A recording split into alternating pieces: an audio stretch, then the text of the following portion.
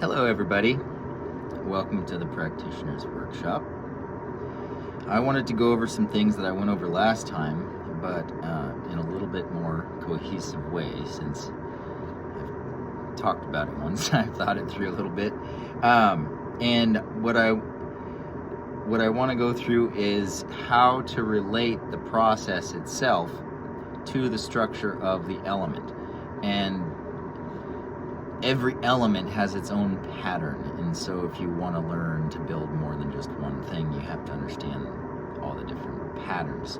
And it's repetitive, and it's building on itself, so you don't have to know them all to understand how they all work. This time I have a handy dandy beverage, so the cottonmouth's not so bad that I'm sucking my teeth the whole time.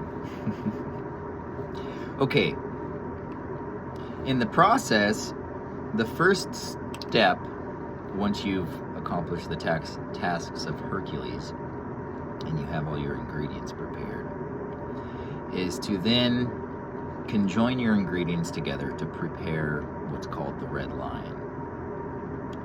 And the red line is a conjunction of three different things, and they're built in stages. You start with one thing, you put the other thing together, you bind them together, and then you put the other thing together and you bind them to that. You have to build the structure in layers for it to be the appropriate thing. And so then you take the red line and you take what is called the horseshoe, the horseshoe from the Irish, and Osiris from Egypt, and Shiva from India, the blue crystal. And the blue crystal has to be joined to its female counterpart, and depending on what part of the world was, that would be Isis, or it would be Athena, or like there's just the mother, basically. You have the mother and you have the father. The red line is male, dry. The female, the blue crystal is Pan, because it's a conjunction of sulfur and iron.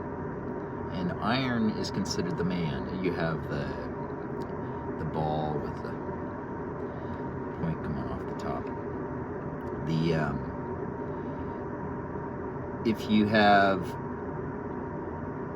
Then you have the female aspect of that. It's a mirror image of it. They're both one in the same process. They're born of the same mother. They're twins, and these twins have many depictions, and they get married. And so the first, most recent depiction of that is the Lannisters, their brother and sister, get married, and he's of the family of the lion. He wears a golden lion and a red flag. And so you have the red lion is joined to its female twin, its counterpart, and then that gives birth to the green lion. And the green lion, although the color is actually green, it's not called green, and I'm quoting now Fulcanelli. It's not called green because of its color. It's called green because it is unripe fruit, as opposed to a red, ripe one, unquote.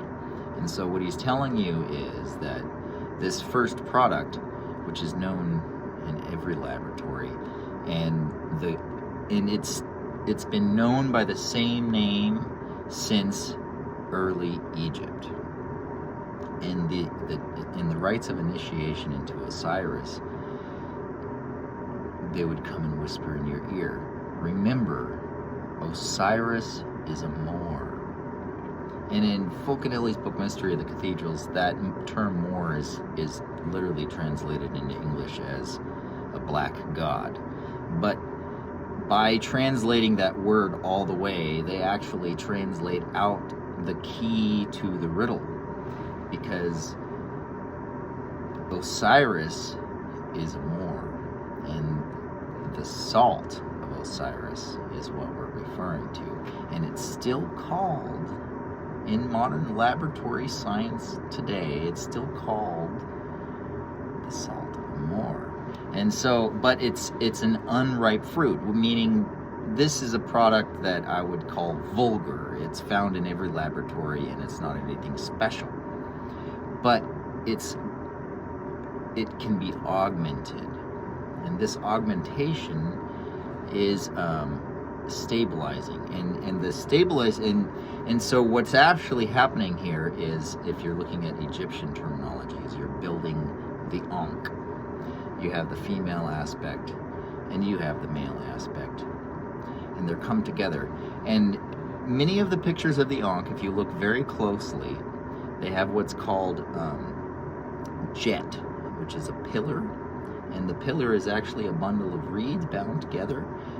It's usually got a little decorative top at the top of it. And jet is stability, strength, and when it becomes because the lower part of the Ankh is actually a separate thing than the upper part of the Ankh. And the middle, there are actually 3 different hieroglyphs tied together, and it's rebirth and reproduction and new life. And so these 3 things, these 3 symbols, the oval, the horizontal line, and the vertical line, are bound together with the symbol of stability and strength. And so what you're doing is you're taking the red line, and the red line in Egyptian terminology was Set, and he was the ruler of the deserts and the ocean, which is a big clue, because if the ocean's involved, then you're talking about salt, and if the deserts are involved, then you're talking about a lack of water. Everything's dry. And so Set is actually the red lion in more modern terminology. I don't realize how bad my codmouth is until I try and talk. And so this is where you get stability, bound into eternal life, reproduction, fertility, and rebirth. And so Jet, the stability, the strength of the male aspect, must be bound into this coupling of the male and female on the other side. And it's their union that creates this symbol of the Ankh with Jet inside, binding all 3 symbols together as one. And it creates a new substance, and this new substance is most commonly called the salamander. But it's the time when Set is reigning on the throne. He's in charge, and in Egyptian, he became more and more the deity of Satan as time moved on. Earlier on, he was a little bit more revered than he was later on, because being the god of the deserts and the dry places, he was also the god of the people that came out of there, all the nomads and strangers that showed up in Egypt. And so they held him responsible for all the people that showed up that shouldn't have been there. And so what you end up getting in all of this, coming back to what I was talking about in the beginning. Oh, it's reversed. Okay, so you have the salamander, and we're talking about silver, the element of silver, and you start by making the salamander. And so the battle between Osiris and Set, the 2 brothers fighting for dominance, is what the alchemists later call the battle of the lions. And then, because the resulting color that happens during this interaction between 2 very dissimilar elements is that it turns completely black like obsidian, and that's the crow. So in the Egyptian terminology, that's hell. You've just, pardon me, you've just transversed from the upper regions into the lower regions where Set is reigning king. But then Isis comes along, and that is this right here, stage 2.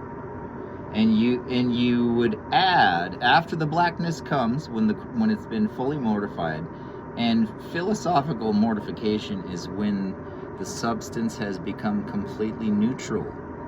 You've neutralized the solution with the battle of one positive and one negative, and when they've become completely neutral, then the crow shows up, because the birds of Karen come whenever there's mortification.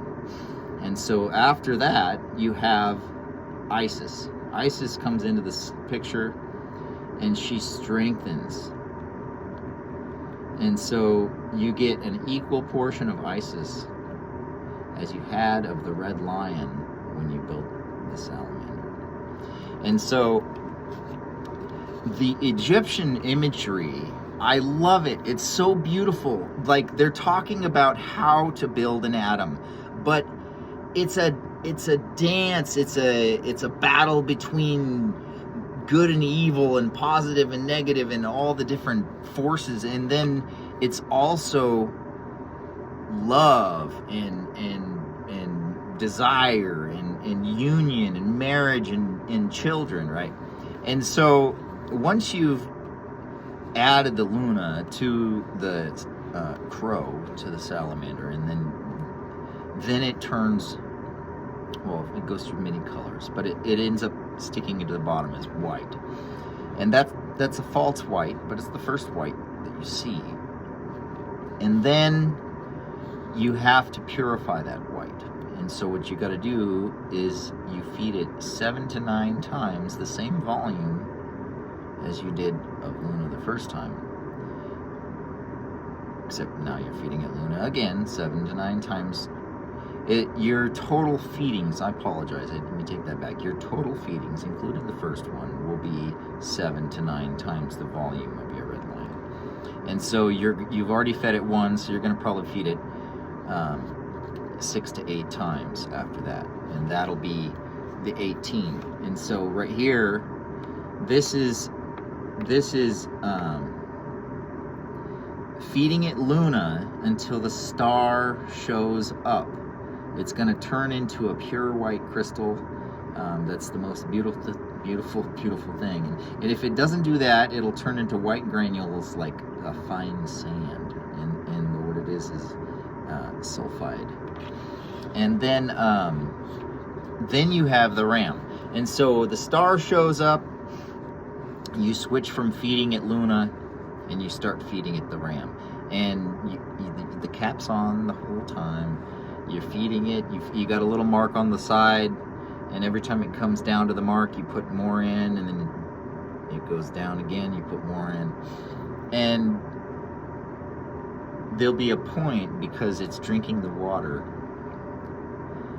but not the body of the substance. And so you're adding a solution that's, well, I guess I'll give you the number. It's 21, 7 times 3%. And so that means it's 79% water. And so you're feeding it this solution, then it drinks the water, but it doesn't drink everything else. And so as you keep doing that, it becomes more and more concentrated. And so you have to stop feeding it the ram, and you have to start feeding it Isis, because the concentration of Isis is 92%, whereas the ram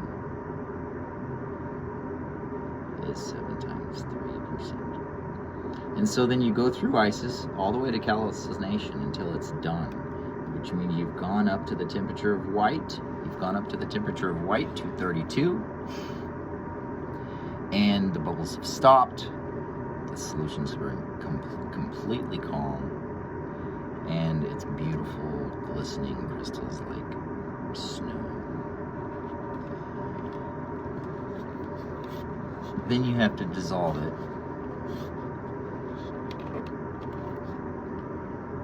in Aqua Regia, that's made with Luna if you want silver.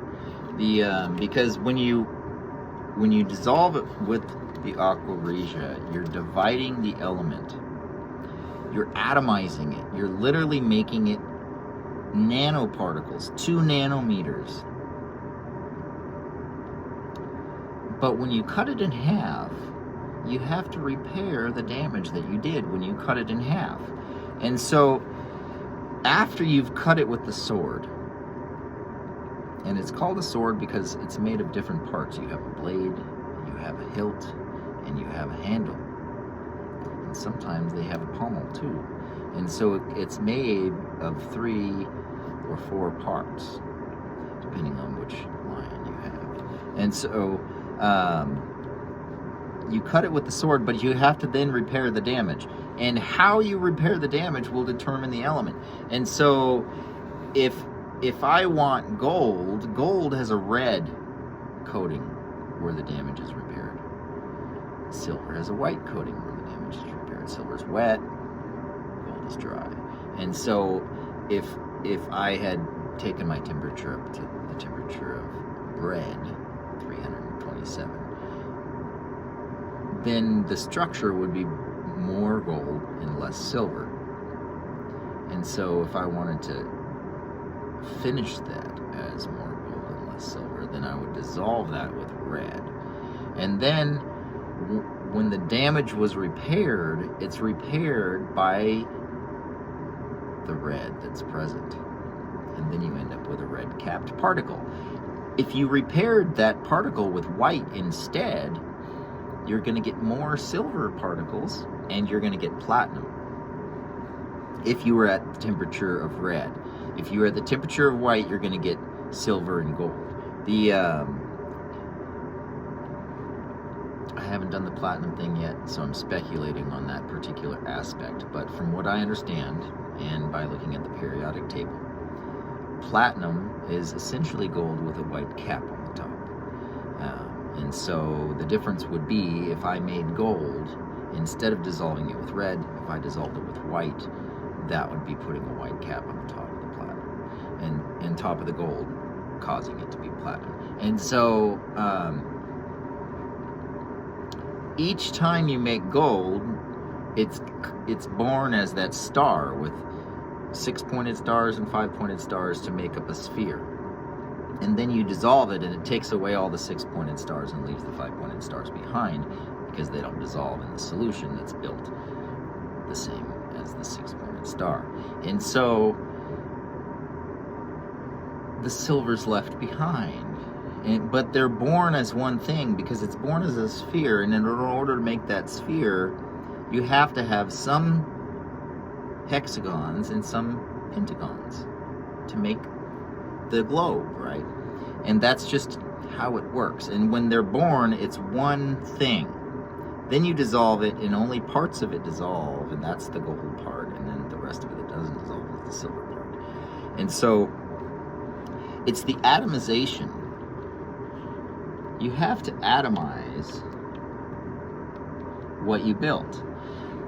The sulfide crystal is a single cell, just like an egg, and it has the potential to be more than one thing, just like an egg. An egg becomes bones, blood, feathers, skin, beaks, where this particular substance has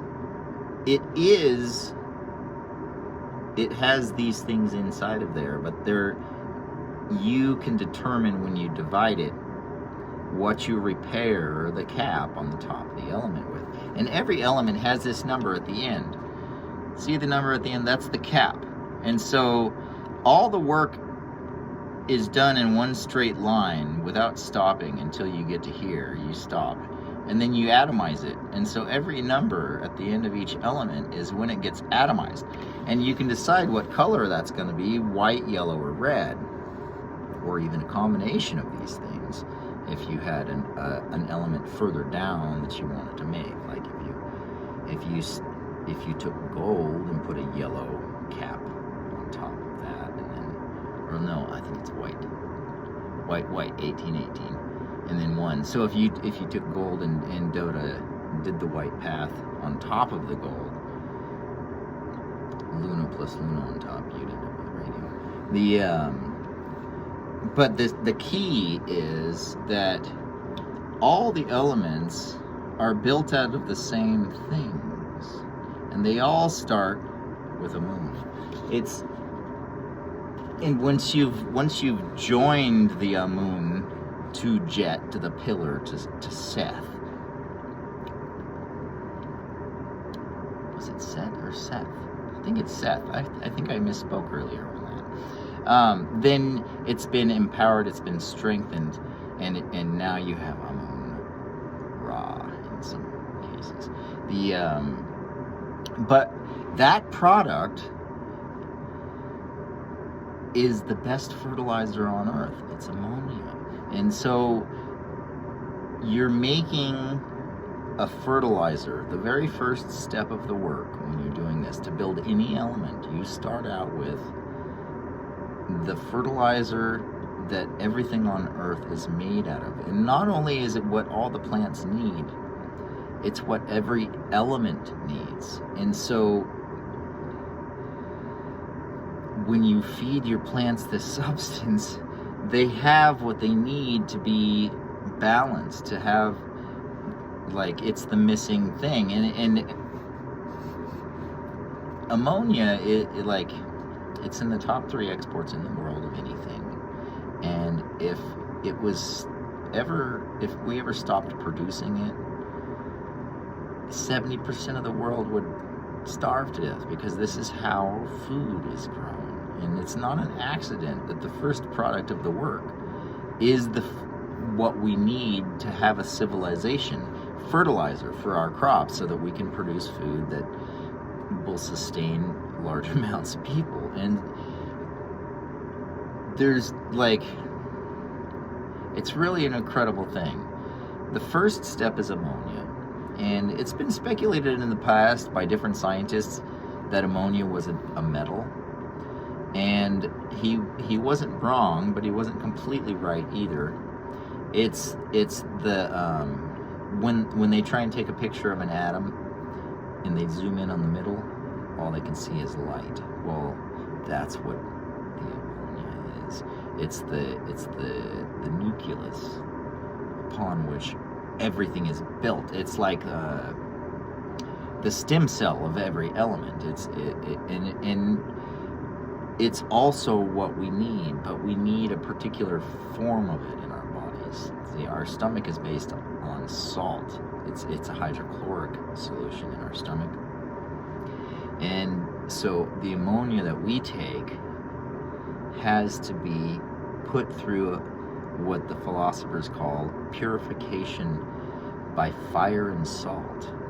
And that is the union, the battle of Osiris and Seth.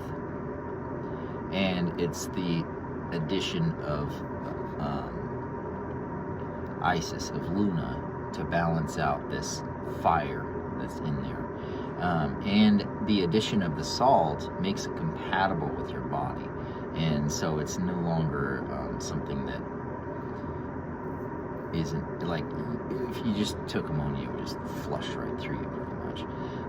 This is a product that your body can build with. It's already structured to build with, and it's what you need, essentially. So I hope that wasn't too much information. If you take a look, sorry, I'm trying to get the reflection out there. If you take a look at the elements, it's these numbers that you need to pay attention to. And once you start to understand, this is Amun. If it's a 2, it's red Amun. If it's a different number, there's red, there's white, there's yellow. And this is one portion of Luna equal to how much red lion you had in this Amun. And so if you have a 5-liter vessel the most you can add of red line to start is going to be 10% of that volume. And so then you're going to need 7 to 9 times that volume of your neutralizing your alkahest, the green line. And then you take, again, an equal portion, the 10% of Luna.